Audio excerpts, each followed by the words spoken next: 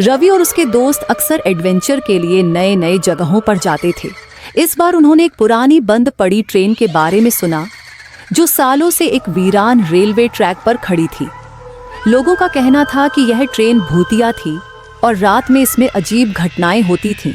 लेकिन रवि और उसके दोस्तों ने इसे एक अफवाह समझा और ट्रेन को देखने का फैसला किया।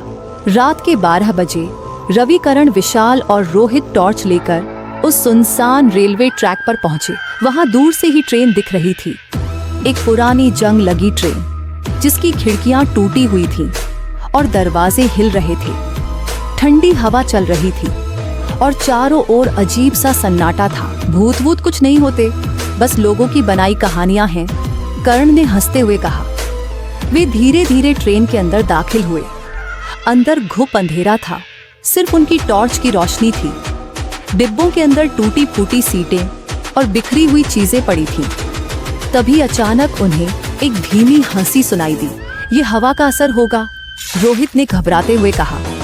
लेकिन तभी ट्रेन की लाइट झपकने लगी और दरवाजे खुद ब खुद बंद हो गए। ट्रेन में अचानक तेज हवा चलने लगी और एक काले घूंघट वाली आकृति सामने प्रकट हुई।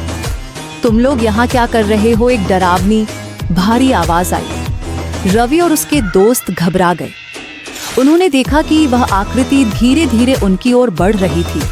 उसका चेहरा झुलसा हुआ था, आंखें लाल और चमक रही थीं और उसके लंबे नाखून सीटों को चीर रहे थे। वे दरवाजे की ओर भागे, लेकिन दरवाजे जाम हो चुके थे। तभी ट्रेन अचानक हिलने लगी, जैसे किसी ने इसे चालू कर दिया हो। ट्रेन पटरी पर सरकने लगी, लेकिन यह असली पटरी पर नहीं, बल्कि अंधेरे में किसी अनजानी दिशा में जा रही थी। हमें यहाँ से निकलना होगा, विशाल ने चिल्लाते हुए कहा। रोहित ने किसी तरह खिड़की खोलने की कोशिश की, लेकिन तभी चुड़ैल ने एक जोरदार चीख मारी और रोहित हवा में ऊपर उठ गया। उसकी आंखें सफेद हो गईं और वह तड़पने लगा। ये ट्रेन अब तुम्हारी कब्र बनेगी, चुड़ैल ने कहा और तेज ठहाका लगाया। रवि ने हिम्मत जुटाई और अपनी जेब से भगवान हनुमान का लॉकेट निकाला। जैसे ही उसने लॉकेट चुड़ैल की ओर बढ़ाया, वह दर्द से चिल्लाई और पीछे हटने लगी। सभी दोस्तों ने मिलकर हनुमान चालीसा पढ़ना शुरू कर दिया। अचानक ट्रेन रुक गई, दरवाजे खुल गए और वे दौड़कर बाहर निकल आए। जैसे ही उन्होंने पीछे मुड़कर देखा, ट्रेन गायब हो चुकी थी। अगले दिन वे गांव के बुजुर्गों से मिले और उन्हें पूरी घटना बताई।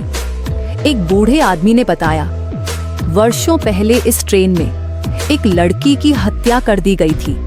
तब से उसकी आत्मा इस ट्रेन में भटक रही है और जो भी इसे देखने आता है वह गायब हो जाता है।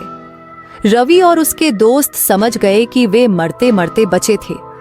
उन्होंने फैसला किया कि अब से वे ऐसी जगहों पर कभी नहीं जाएंगे। लेकिन उस रात के बाद से जब भी कोई रेलवे ट्रैक के पास जाता, उसे दूर से ट्रेन की धीमी सीटी सुनाई देती और कोई हल्की